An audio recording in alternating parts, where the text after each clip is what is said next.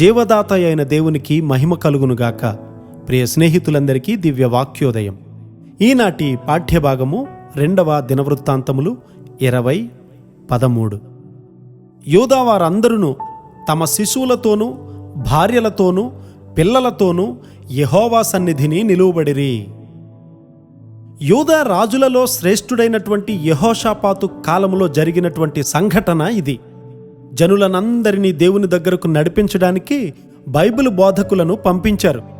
ఒకసారి మోయాబీయులు అమ్మోనీయులు రాజ్యము మీదకి దండెత్తి వచ్చినప్పుడు రాజు యెహోవా యొద్దకు జనులను రప్పించాడు. రాజు మొదలుకొని శిశువు వరకు ప్రజలందరూ యెహోవా సన్నిధిని నిలవబడ్డారు. ఎంత గొప్ప విశ్వాసం!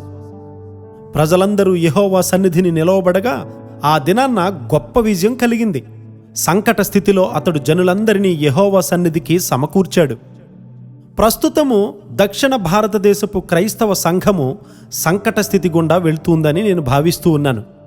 కమ్యూనిజం, నులివెచ్చని స్థితి వ్యాపిస్తూ ఉన్నాయి.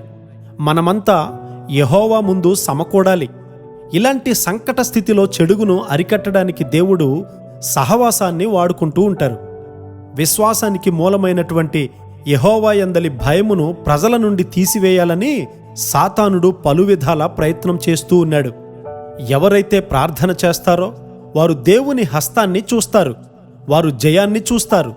జీవము గల దేవుడు ఉన్నాడు. యూదా వారందరూ భార్యలతోనూ పిల్లలతోనూ యవనస్తులతోనూ యెహోవా సన్నిధిని నిలవబడ్డారు. అలాగూ దేవుని సన్నిధికి ప్రజలను నడిపించడం అనేది అంత తేలికైన విషయమేమీ కాదు.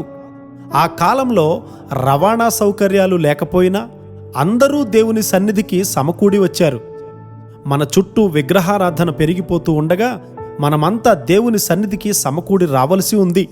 జనులందరూ భార్యలతోనూ శిశువులతోనూ దేవుని సన్నిధిలో నిలువబడి శత్రు సైన్యముపై జయము పొందారు. యూదావారిలో ఎంత గొప్ప సంఘటన అది! మనం కూడా జయించగలం. సంఘాలు క్రిందికి జారిపోకుండా మనము చూసుకోవాలి. యెహోషాపాతు చాలా మంచి విశ్వాసము కలిగినటువంటి రాజు. అయినా కూడా ఒక గొప్ప పొరపాటుతో తన స్వంత ఇంటిని కూల్చివేసుకున్నాడు. అతడు దుర్మార్గుడైనటువంటి ఆహాబు రాజుతో వియ్యమందాడు. తన కుమారునికి రాజకుమార్తెను పెండ్లి చేయాలని యెహోషాపాతు ఆశించాడు.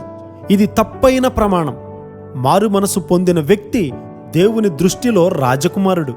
తప్పైన ప్రమాణము అతనిని నాశనం చేసింది. ఒప్పైన ప్రమాణములతో మనందరము ముందుకు కొనసాగుదుముగాక. ఆమెన్.